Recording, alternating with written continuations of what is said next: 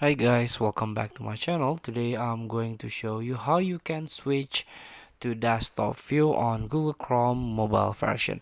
So if you want to enjoy by default, your view or interface or websites view on your Google Chrome mobile version is like this by default.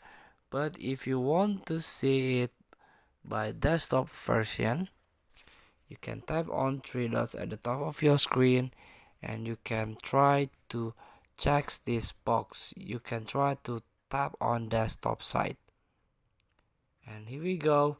This is the desktop sites of your favorite websites,